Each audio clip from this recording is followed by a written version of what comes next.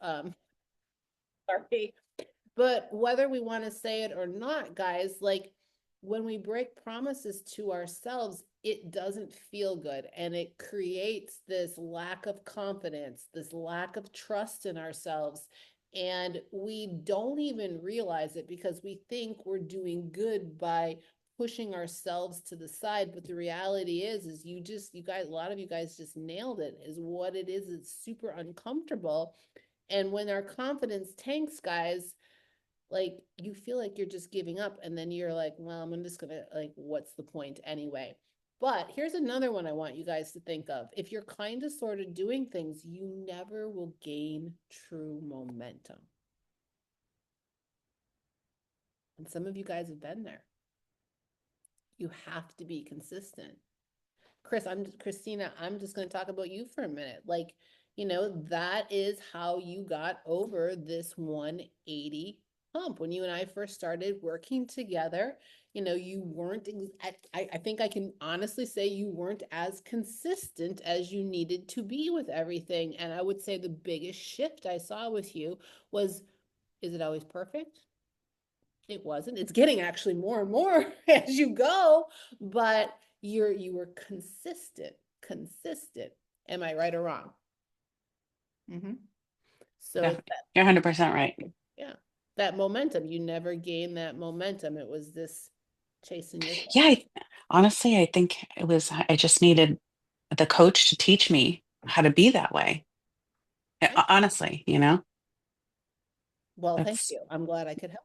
But thank you. it is part of it, right? Is like it is huge, and that's just, I called on you because it's something that I remember about you, and that was Mm, big. Is like we had to get into creating that consistency, and you mm, got that momentum, and then all of a sudden that shift happened. So, guys, if you're feeling this way, and if you're new to this group and this is your first call and you're in your awareness week, these are like, don't, these are good things to like put back here in your mind and think about it. Part of the reason is you've probably been doing this for a while, which is what brought you here, but know that these patterns can continue. So learning to recognize them, and you're here, and knowing that they can show up again, and anybody, like, they can always show up again, but the awareness around them.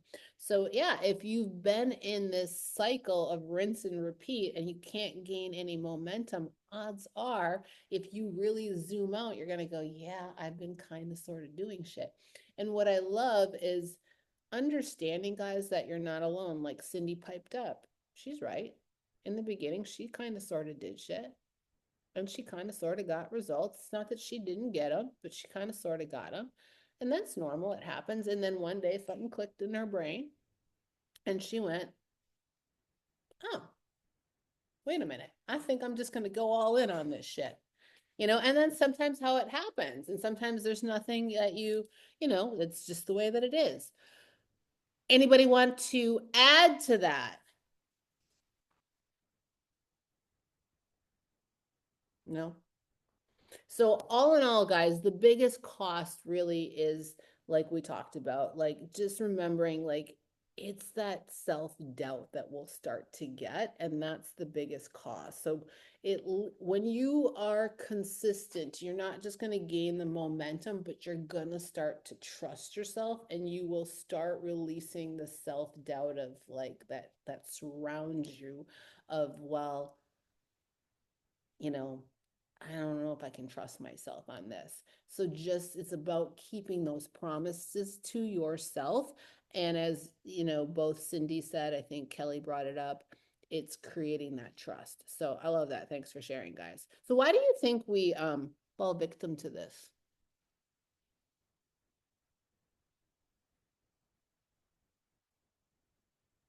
Why do you think we fall victim to this kind of sort of in and out? We all have it. We're females. Number one. We're are you trying to get off of Yeah, I was going to say that. I mean, I think because we're women, right, and we put everybody and everything first before ourselves, and life gets in the way. And then the last thing we do is we take care of ourselves. First it's the kids, then it's the house, then it's the job, the husband, Mhm. whatever your situation may be. And I just think it's the nature of being a woman. Yep. unfortunately. It is. It is. You know, and what I was gonna have, what I have written down is we're people pleasers, aren't we? Hmm.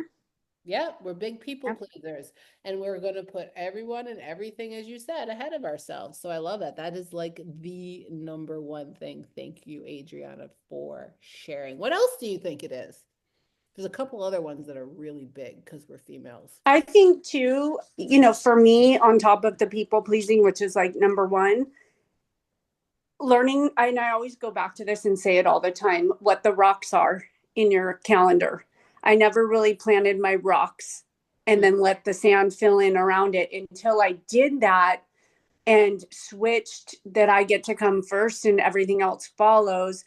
And it was a hard transition to do, but once I did it, everyone worked around it, like in my family, Mhm. right? Yep. So for me, it was learning that from you, how to place those rocks in, why they're important, non-negotiables, and then let everything else fill in around it. Yeah, I love that. So for you guys that are new, haven't heard me talk about that, I talk about putting your rocks in first. But you know, in a nutshell, what it is it's the all or nothing mentality, like in many ways. But what Cindy's talking about too is like to get rid of this all or nothing mentality. It's learning to, if you have a vase, I have a water jug, my second one of the day, thank you very much. And you fill it full of rocks, the sand is always going to fill in around it. But if this was a vase and I filled it full of sand, pretend it had a bigger opening, could I get the rocks in? No. So you got to think about like, I actually have like, there's big rocks, there's medium rocks, and there's sand. The big rocks should always be you guys. Like, and that means prioritizing yourself. Like that's that self-care. That's your gym time. That's the time that you take to go walking, or the time like anything that like, and you need to protect it. Those are the big rocks, your nighttime routine, your evening routine, your workouts, your anything that you know that is revolved around you and your health and your happiness are large rocks, and they should go into your calendar, and they should be appointments with yourself that never get moved. Medium rocks are things that you have to do. Like for me, medium rocks are on days like I have like things that are non-negotiables that have to happen every day. So on certain days, like check-ins, I have to make sure that those get done. Like those can be work items and other items, but those are my medium rocks. And then everything else is sand. So the big rocks go in first, the medium rocks go in second, and then, guys, the sand, this is the biggest key, will always find a way to fill itself in. It will. Think about it. It's sand. It's going to go in every single. So, like, we think. So, I love what you said, Adriana, but like learning to put those rocks in first because that stinking sand is going to find a way. But if you don't put the rocks in first, the sand's going to fill up your damn vase. And now we have no room. So, like, those of you that are new, those of you that may have never heard me talk about this before, I challenge you to put those rocks in. If I was to share my screen right now and show you my calendar, my gym time is locked in. Like you would, there are certain things in my calendar that are locked in and they are consistent every single day. They do not move. And if you were to ask me to do something, try to get on my schedule, you know what the answer is going to be? What's the answer going to be? If you want to talk to me at 12 o'clock in the afternoon Eastern Standard Time, what's going to happen? A big fat no bueno. You know why it's a no bueno? You can't even get a hold of me. My phone goes, whoop, everything goes down because my ass is in the gym and nobody's bothering me then. You can't talk to me before a certain time in the morning. My phone, everything shuts down at a certain time at night and it does not open up again till a certain time in the morning. Now, can I see stuff in there if I really wanted to focus? But I literally, because I have these challenges with myself, I shut shit down. Like my phone, I have an, like, you guys can, like, nobody's hearing it right now. I have like an echo. I have, it's on my television, it's on my laptop, my watch, my phones. There are certain times of the day that my phone will go off and it'll tell me to, like, have you gotten your steps in today? It's time to do this. Like literally everything in my house starts, and then it all, like, at the end of the night, my house tells me it's time to go to bed. It's time to shut down. Literally, everything starts just shutting down. Can I force it to stay open? Yes, I did a couple nights ago. But you got to put those boundaries in place. Your rocks. I kind of went off on that one.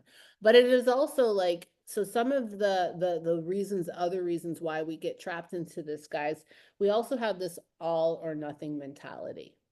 Who can relate to this? If it's not perfect, fuck it, it's pointless. If I can't get that workout in perfectly, fuck it. I'm not going to do it anyway. I don't have time. I don't have time today. I know I put it in my schedule. I'm supposed to have it, but I double booked myself in this, and I don't know how I'm going to get from the gym to over here in time. So fuck it. It's not going to look good. I don't have enough time to get a full workout in. Who's done that before? Exactly. 30 minutes is better than nothing. Who cares if it's not perfect? Do you know what I call those? Check the box days. I have lots of days like that. Check the box. It happened. It did not look perfect. It was not the best workout in the world. I could have probably done a little better. I had to like scurry my little ass through that. I went as hard and I did as good a job as I could. Could it have been better? 1,000%. But I checked the box. I got it done. Went on a walk, didn't feel that great, had asthma, freaking pollens all over the place. Could I have like could I have walked a little faster? Could I have, yes, I could have, but you know what? It is what it is. I got it in, got it done. Make sense? Same with like meal prep. I don't have everything that I need. It doesn't look perfect. I ran out of pink Himalaya salt. I don't know, some crazy ass thing. So fuck it, I'm not going to meal prep.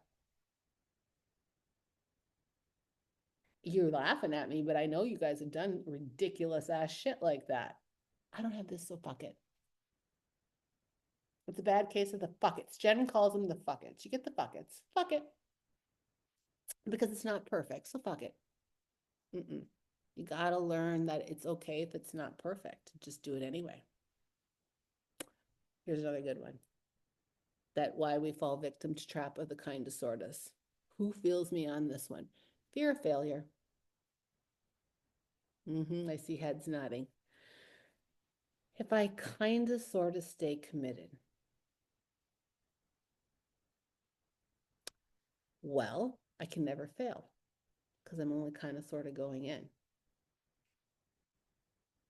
Fear of failure. If I kind of sort of commit, it gives you an out, guys. If if you're not 100% perfect. So that's another reason why we will do things with fear of failing. So, well, if I don't go all in, I can't completely be upset with myself if I don't really get there. So those are some of the top reasons, guys. So again, this is just about creating like awareness around this, because if you're aware of these things, then you can kind of zoom out and make shifts, right? All right. Anybody else got any on those? No, it's a good call. Um, how do you think, last one, let's tie a bow around this. What's the shift? How do we get out of the kind of sortas? Christina, I see you thinking, but how'd you get out of the kind of sortas? How'd you get fully committed? What was the shift? I think when you told me to like pre-log my MyFitnessPal, that I don't know, like knowing that I wasn't gonna have, even though I had the meal plan, but like putting it in MyFitnessPal a week ahead and having it there and knowing like I didn't have to think about it. It just was there and Mm, making sure that the food was prepared. I don't know that that for some reason helped me shift. I like that. So Yeah. having some structure helps Mm-hmm. the shift. Mm-hmm. Okay. Give Mm-hmm. like some visibility and accountability to that. Okay, I Mm. like that. Yeah. And maybe it wasn't, and here's the thing I'm going to add into this because I'm going to say, like, I have this written down and I can kind of see this committing to something, even when it's inconvenient or messy. Like, if you commit to something, so like, and I say this because it was messy for a while, and there's a few of you guys in here that it's been a little messy getting your stuff into MyFitnessPal and like learning to track. And and I think it might have even been you, Christina, that asked me this. Somebody did, I remember. And for some reason, I'm thinking it's you. It's like, if I have a nutrition guide and I'm just going to follow the damn thing to a T, do I still have to track? And I was like, Mm. yeah, you do. Mm. Because there's a method to our madness. We're creating a habit, we're stacking and creating value around it. But it was, whoever asked me that question, I'm sure it was slightly inconvenient because I remember the sad face they gave me after it. But and that's why I thought it was you, because I remember whoever it was committed to it and then everything changed. Mm. Everything changed. I'm sorry.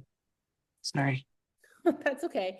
So committing to something, guys, even when it's inconvenient. So again, like the shift is going to happen when you say, when you get rid of the fuck it's and you're like, no, this is on my calendar. Here's another idea of committing to something. Or I have a walk, like, Barb's out walking right now, right? It's probably not convenient to her to be on this call and walking, but she made a commitment. That's an example of that. Making a commitment. And all of you guys, you made a commitment to be on this call. So that's part of it. It might even be slightly inconvenient. I think my Zoom's being a little weird. Um, and also doing things when it's messy, like learning that it's okay if it's not perfect. Not everything has to be perfect. Taking what we call messy action. So the tracking thing, and learning to track your food can be super inconvenient and it is going to look super messy in the beginning, but learning to be okay with it and learning to learn from the mess because like it's going to be messy and that's okay because that's why you have coaches to like teach you how to do it a little bit better. And I'm going to layer on it that the other part of the shift is again the messy action versus paralyzing yourself with perfection, because even a lot of you guys that are brand new, this is your first week, you've been, like, and you've all been there, whether those of you that are on the call that are new, and then there's some of you guys that have been here for a while, like you probably can remember those days. You want to know everything right now. I want to know everything. Like, well, how am I going to track and where's this and what's this going to happen? And like, it's okay. Nothing's going to be perfect. That's why we have long awareness weeks, but nothing is going to be perfect, Adriana, for quite a while. It's going to be messy and that's okay because that's why you're here. So learning to embrace the mess and let go of perfection and just become very consistent. That's another good way to get out of your way with the kind of sortas. Give me a thumbs up if that makes sense. Awesome. Who else wants to add what could be a shift with the kind of sortas? I've been doing all the talking. I mean, honestly, for me, since it's my first week, being accountable to yourself, obviously, we understand is number one. But being accountable to you has motivated me this week, right? You're looking at what I'm doing. And so it gets me to say, I'm taking an extra walk tonight, So and I think maybe that's just my personality that goes back to being a people pleaser, but it works for me. And so that's helping me kind of say, okay, I don't want to do those things anymore that I was. And even though you told me this week you have to eat the same way you've always been eating, so I am, but I have guilt with it. So I'm like, I shouldn't be doing it. But it's getting me to want to do things differently, basically. So here's Yeah. what I hear you saying: awareness. Mm-hmm. Yeah, that's a shift, is being Yep. aware. Yeah. Like just guys, it's like literally like allowing like the light to shine in the dark corners Mhm. and be okay with what you see lurking in that corner. Because it's okay. You know, you can't like kill the squirrel in the corner if you can't see it. If you like squirrels, I'm sorry. But you catch my drift. Like you got to learn to like shine the light. And yes, we can shine the light for you as coaches, but like I love that. Like you know, Adriana, that's what you're basically saying is like you were just kind of shining the light on those dark areas yourself and you have an awareness and you're like, "Oh shit, I didn't see that dust bunny over there." Okay, got it. So I love that. I think one of the shifts I have to come over is the fear. I've Mm, been doing something for so long, trying so many things that I've tried so many that I'm like, what's going to make this one work? Can I believe in this? Can I commit? Should I commit? I don't want to fail, like you said before. It's fear. I have to get over that fear so I can make the shift. And that's what I'm working on now. I love it. I love it. And you're out walking. And this Yep. comes from Little Miss who has dropped like a whole bunch of weight in her first like weeks. And like she's eating more food than she's ever eaten. Like she's mad at me. She I, literally I I actually did eat all my food. That's why I felt like I was the naughty girl at the table because I got stuck at the table. Everyone else was going off doing stuff. But yeah, no, I went to the gym. That's why my face is all red. Now we're out walking our dog, and then I'll go home and eat some supper. So, but yeah, it's the fear. It's fear for me. that's a I real yeah. And to be aware of it, Sandy, is really good. And like it's just now, like she, you know, you have the awareness of the fear and then just being showing up consistently, like what we talked about. So I love that. That's going to be the shift. And the shift for you is going to be like trusting yourself, trusting that process, and then committing to showing up, showing up, showing up. Because one day you're gonna go like, holy fuck, this shit really does work. Like, I'm not going backwards. yeah. Yeah, I love that. You're doing great. Thanks. You're welcome. Who else has got one for me? Barb! She can't get off mute. There we go. I helped you. Nope, still on mute. Damn it. Let me try again. There you Can you go. hear me now? I can. Okay. All right. It's kind of loud out here, so sorry. But my shift was from realizing a lot of times when I do these programs, I want to still do my program and fight against the coach. And so I finally realized this time I'm like, obviously what I've been doing has not been working. So why am I fighting against this person who has been in my shoes, did it, and is trying to teach me how to do it? So I'm like, no, I'm gonna give into this process and trust it and just go with it. Ooh, I So like that. So here's what I'm going to take from you, Barb. Great share. I love it. Surrendering. Oh, that's a hard one for us as females, surrendering to the process because here's another female trait. We know best, right? We do. I'm not a mom, but you guys have all raised kids and done things. You know best. You know best. So surrendering to a process or surrendering, and that can be a little bit of fearful too, Sandy, you know, surrendering because, oh my God, I got to give up the reins. I got to give up control. Nobody on this call wants to give up control. I got to trust. Good share, Barb. I love that. High five. By the way, you have 3 days a week, but I'm going to smoke you on those 3 days. thanks. Just kidding. Mm. I don't know how to mute on this phone. Oh, Sorry. here, I'll help you. All right. Anybody want to add to this? This was a great call. I love it. It's not really about like that, but I'm thinking about Easter on Sunday. I don't know if everybody celebrates Easter. And like in my mind, I was like, okay, it's just like one meal. But the more I think about it, I think I'll be okay. But I just was wondering what your thoughts were on holidays. Mm, Good one. I actually completely forgot it was a holiday, and I just had this conversation with somebody else that reminded me of it. So, guys, like during the holiday season, it should never be like, again, it should be your decision, Christina. Like, what's Mm, important to you? Like, mm, if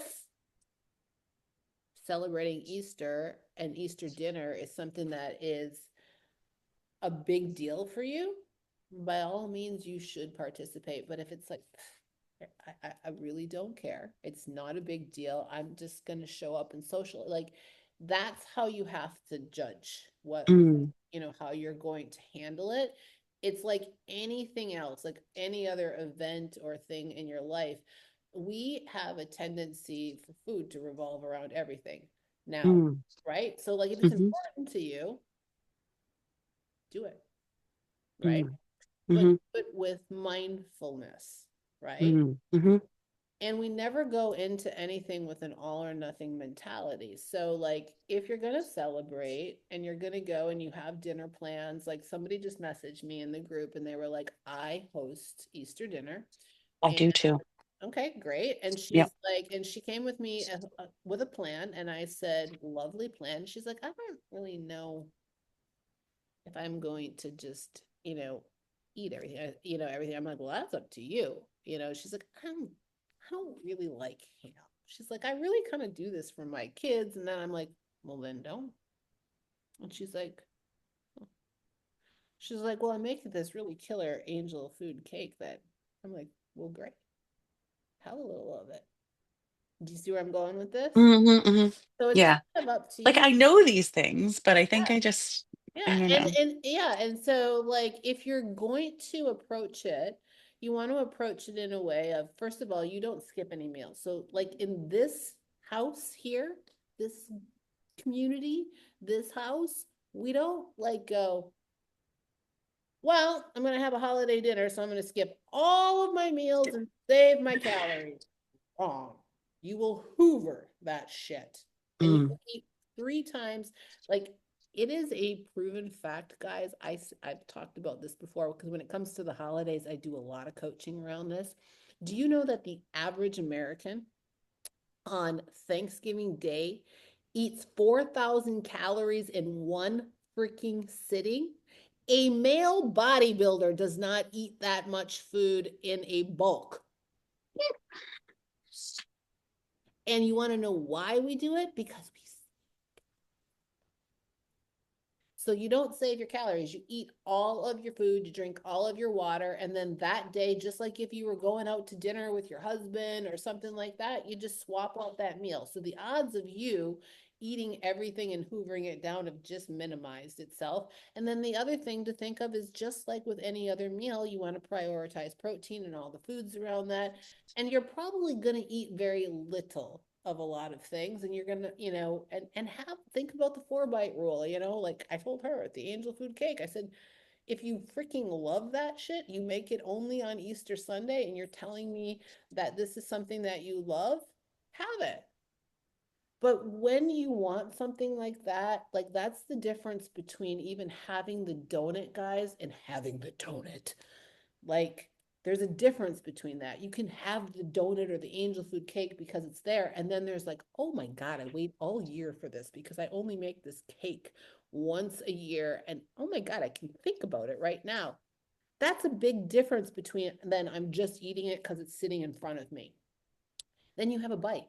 And here's how the 4 bite rule goes, guys. When it's that kind of moment, you take a bite and that shit tastes so goddamn good. it it's amazing because like you've been waiting for that. The second bite, it tastes good, but it doesn't taste as good as the first bite. The third bite tastes okay, but it sure as hell doesn't taste like the first one or the second one. By the fourth bite, I promise everybody on this call, if you pay attention to it, you no longer want the fucking cake or the donut because you have satisfied that thing. Anything after the fourth bite, I almost always will promise you guys you're eating just to fucking eat it. mm, Make sense? mhm. Yeah. Yep. So don't deny yourself it, but be real about it. And if you don't like salty ass ham, then don't fucking eat salty ass ham. Mm, Bring your mm. freaking own food like bring your own chicken or whatever's on your plan. Like if you don't like it, I hate salty ass ham. I think it's terrible. Mm, Don't be afraid. Fear, let's talk about fear. Don't be afraid of doing that. Like, what's the worst that's going to happen if if you bust out a chicken breast and everybody else in the family, Christine, is eating the ham that you made, but you're not eating it because I made it for you guys, but maybe you do like it, but let's just say you don't. Like, what's the worst that's going to happen? Somebody's going to go, hey, mom, why are you not eating this? Because I don't want to. mm, And you might even find out something interesting. Then why the hell are you making us eat it? I've had clients say this. I've had clients have happen to this before because you guys like it. Who the hell said I liked it? mm. I've literally had clients that thought, ah, Terry's on the call. I forgot she's right here. She made Christmas cookies every single year, thought everybody in her family loved them, found out she was the only one and couldn't Yeah. figure, and she was the only one that ate them. And she was making them every year. One year she said, do you guys That's even make funny. these cookies? They're like, no. And she was like, I'm making this shit and eating it myself. Yeah, sometimes you'll find these things out like, no. So you never know. Does that answer your question? Thank you. Does that help a lot of you guys? Yeah, it's okay. Like it's a holiday, it's a special occasion. Enjoy yourself, but don't skip meals. Eat every meal before it, every meal after. Drink your goddamn water. Bada bing, bada do. Don't eat the shit you don't want to eat. Eat what you do want to eat and be smart about it. Mm. Sometimes you just need to hear it. Like, I don't know. Totally. Thank you. You're welcome. Totally, guys. Like, don't ever feel guilty about it, but don't do shit you don't want to do. And that goes for everything. That's a great question. Like, if you go out to dinner, I don't care if it's a business meeting or if you're meeting with friends and it's a shitty ass restaurant and you don't want to eat at it, eating at it. Eat out of your Beano box before you go. Eat after. Drink water and socialize because I guarantee you're not going for the food. Now, if it's a 5-star steak restaurant that you absolutely love, well, then eat. Can I tell you how many times I said at business meetings I've gone out with friends and I don't eat the food? But before I made big changes, I did it. And I would like eating shit I didn't really want. Now I show up, and if I don't have any desire to eat at wherever the hell we're at, and I'm just like, and somebody says, well, they don't even ask me anymore, to be truthful. They just know. But in the past, like if they'd ask, I'd be like, no, I'm not. Why not? Because I don't want to. I literally had to have this conversation with my boss once, and she made a very valid point. We were going to a meeting. It was at the tail end of my career. Well, it was tail end of before I decided to resign. And I didn't resign because of this, but I resigned because I wanted to help all of you women. I was like, I'm in the wrong spot here. I just wasn't where I needed to be anymore. And we were going to a big ass meeting, and she was very supportive of everything that I did. Like she would literally say, well, she does what she does, and she looks like she does because she does what she does, basically. But one time we were going, right before this happened, we were going someplace, and she said, I really need you to partake in this event. I said, cool, I will. She said, no, I really need you. She goes, you never drink, you don't eat. And I said, why am I going to this meeting? She goes, because I need your presence there. You're the head of education and these people are there and I need you to socialize and show your face. I said, great. What does eating or drinking alcohol have to do with that? And she looked at me. She said, nothing. And she sat there for a minute and she said, I can't believe I'm going to tell you this. She's like, but I can't ever ask you to do that, nor can anybody else. She goes, because she was a mom. And she said, and I don't know why this came to her. She said, if you needed to breast pump or eat a certain way because you were breastfeeding a kid, she says, I couldn't say anything about it. It's your health. Like, I have no control over this. Like, it is. She's like, so you're right. I have no business telling you what you should or should not be doing. And I was like, she's like, you're right. You're no different than anybody else just because you're working on your health in a different way. Like she brought that up to me and I was like, fire, thank you. I will use that and remind you of that every single time. But she never did again. She caught herself on it.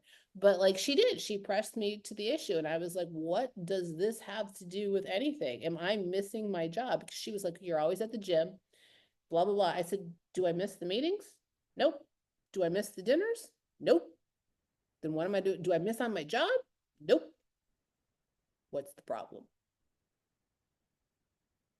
I guess there isn't one. That's what I thought. You gotta have the guts to say that kind of stuff. Now, were there times that I partaked? Yeah, there absolutely was.